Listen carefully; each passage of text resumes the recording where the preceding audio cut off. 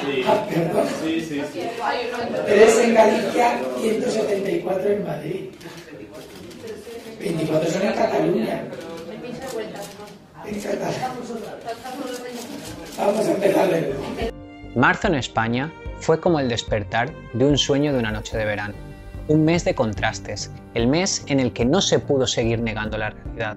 El mes en el que muchos españoles no tuvieron más remedio que abrir los ojos, aunque fuera solo por unos segundos, y acto seguido volverlos a cerrar para siempre, para comprobar que su gobierno, el gobierno de Pedro Sánchez Castejón, junto con todos sus expertos, el papá Estado en el que tanto confiaban, junto con los medios de comunicación, llevaban meses mintiendo, manipulando datos, manipulando información y manipulando conciencias.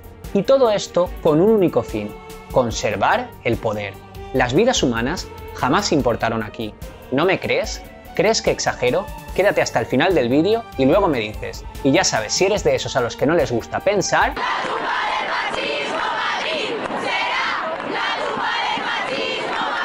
Este no es tu canal. Al resto, comenzamos. Marzo de 2020 es un mes que será recordado a lo largo de la historia como el mes de la infamia, de la ignominia, un mes en donde la ruindad y la vileza de muchos que trabajan solo por dinero y están al servicio del amo que les da de comer, quedó más que reflejada en la hemeroteca que en este vídeo vamos a repasar, proporcionando todos los datos, pruebas, evidencias y hechos que nos han conducido hoy a ser un país arruinado por una pandemia mundial que no ha afectado a todos los países por igual. Y el que te diga lo contrario, miente. Vamos a verlo. A principios de marzo, Japón pone en cuarentena a todos los viajeros procedentes de China.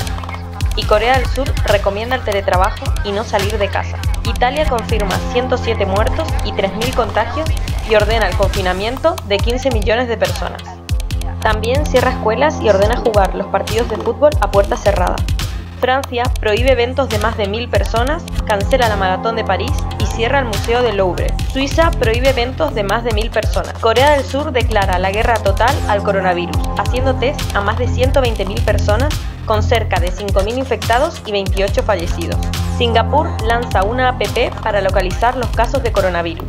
Israel declara a España como zona de riesgo. Y la OMS y el Centro Europeo para la Prevención y Control de Enfermedades recomendaban encarecidamente activar los planes de contingencia contra las pandemias, incluyendo el cierre de colegios y la prohibición de aglomeraciones para evitar la propagación del virus.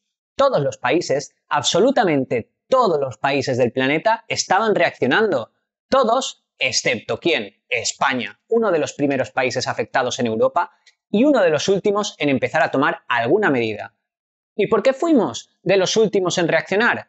En parte por incompetencia. Ya hemos visto lo que sucedió en enero y febrero. Os dejo los enlaces por aquí arriba para el que se lo haya perdido. Y en parte por negligencia. El gobierno tenía un plan: llegar al 8M, un escaparate de propaganda socialista en el que a través de los movimientos feministas nos quieren vender una falsa lucha por la igualdad, cuando en realidad están vendiendo marxismo cultural, celebrando el día del triunfo de la revolución del 23 de febrero en Rusia, el día en el que las mujeres se levantaron contra el imperio zarista con el lema pan y paz, y que luego no fue ni lo uno ni lo otro, hambre y muerte más bien. Pero es que ese 23 de febrero en el calendario juliano de la Rusia revolucionaria es el 8 de marzo en el calendario gregoriano actual, utilizado de manera oficial en casi todo el mundo. Desde entonces se celebra el Día Internacional de la Mujer, cuando en realidad se está celebrando la fecha de la Revolución Rusa, que todos sabemos cómo acabó, una fecha que nada tiene que ver con el mito del incendio en ninguna fábrica textil en Estados Unidos.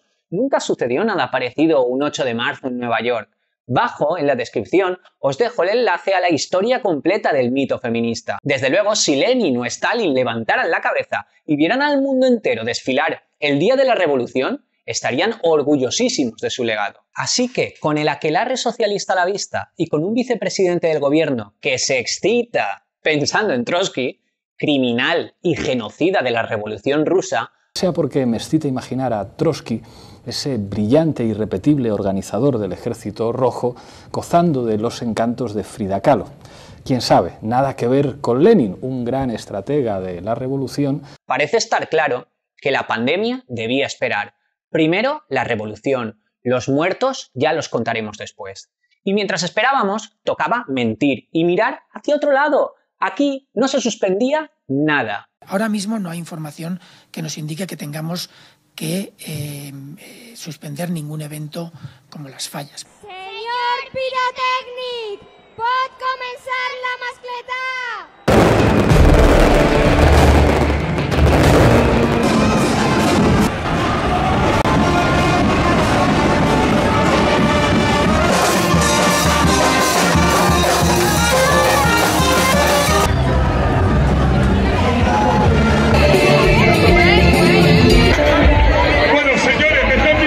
A pesar de ello, el partido se va a jugar con público. En los aledaños de Mestalla, ningún miedo al coronavirus. Entonces, miedo ninguno.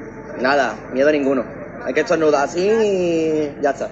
Incluso se bromea y se le cambia el nombre. El coronavirus lo hemos pedido en la barra y nos han dicho que no había. La devoción y nuestra fe no va a verse interrumpida. Las hermandades sevillanas no han recibido ninguna instrucción de carácter sanitario. Las medidas preventivas, las de siempre.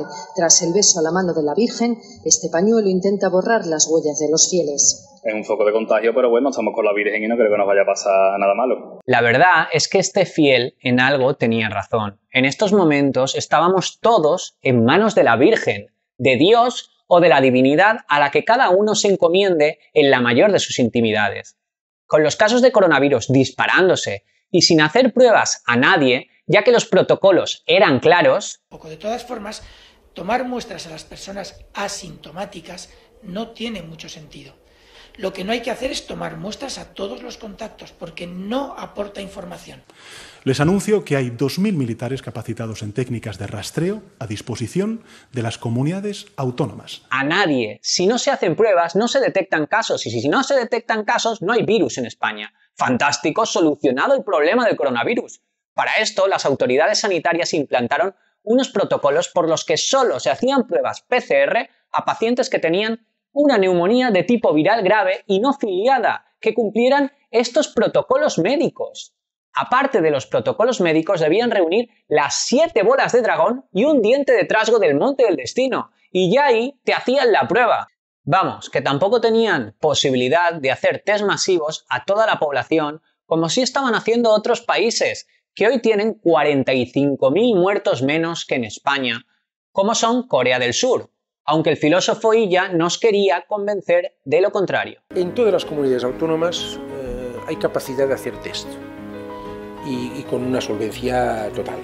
Las contradicciones e informaciones falsas por aquellos días previos al 8M eran constantes. Se cancelaban eventos médicos, religiosos, se cerraban los centros de días de la Comunidad de Madrid y se restringía la venta de mascarillas a la población para evitar el desabastecimiento, que no se evitó, en los hospitales.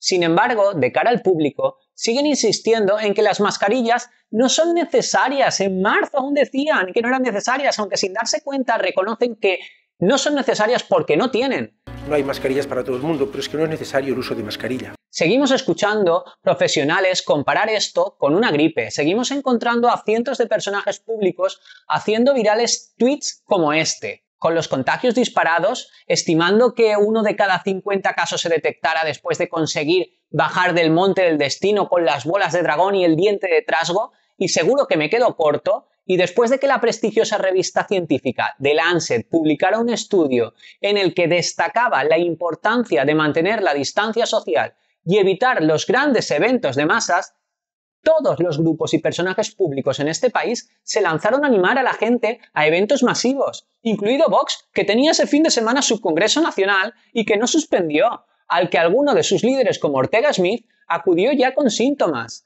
Acto meramente anecdótico en la propagación global del virus, pero que dejaba a Vox fuera de juego y de hecho dejó a España sin oposición y sin argumentos morales para criticar a un gobierno que alentó a la infección masiva el 8M y no lo hizo solo, ya que toda la oposición se sumó a esa invitación. Y los que no lo hicieron contraprogramaron con otros eventos de masas. Todos los políticos y personajes públicos se lanzaron en tropel a promover el aquelarre marxista que es el 8M.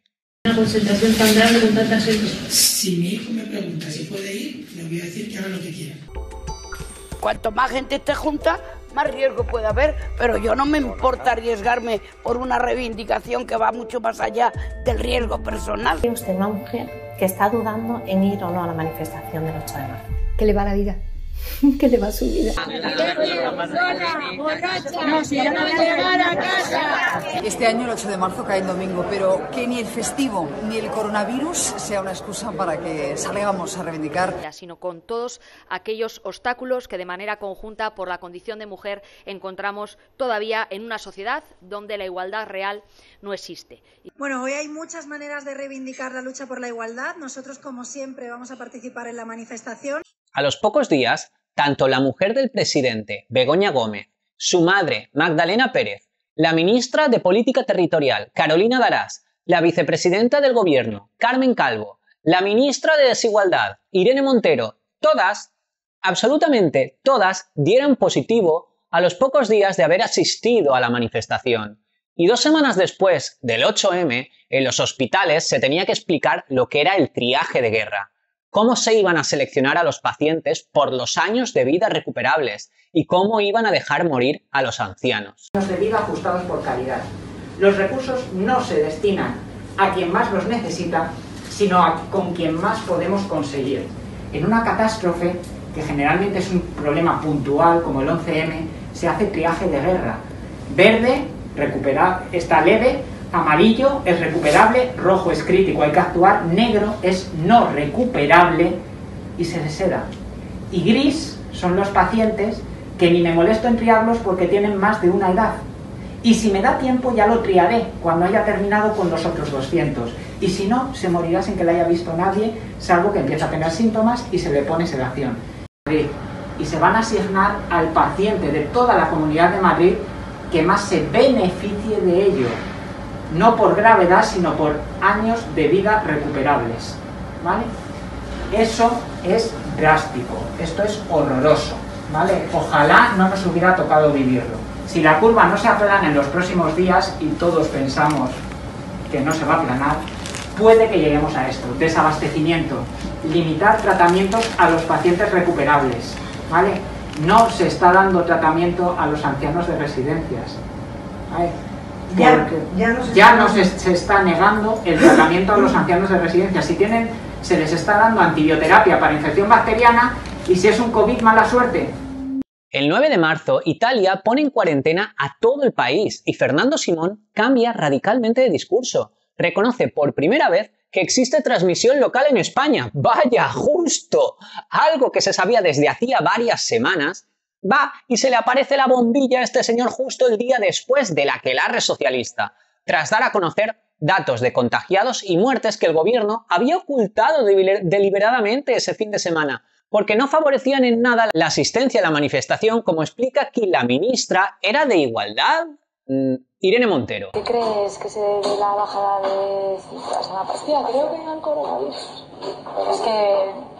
O sea, no lo voy a decir porque... Sí, porque te van a sacar cantares. Comparece por primera vez desde enero que se conoce la existencia del virus el presidente del gobierno a dar la cara y explicar que va a hacer algo. No sabe muy bien qué todavía, pero todo, dice, basado en lo que digan los expertos. Confiar la dirección técnica a los expertos. Son los expertos científicos los que nos tienen que marcar el camino. Meses más tarde descubrimos que ni comité de expertos ni de expertas nunca existió. Lo que se creó y en los que se excusaba Pedro Sánchez a la hora de basar sus decisiones criminales fue un grupo de burócratas, políticos y asesores más preocupados de su carrera profesional y en conservar su cargo que en la vida de los españoles.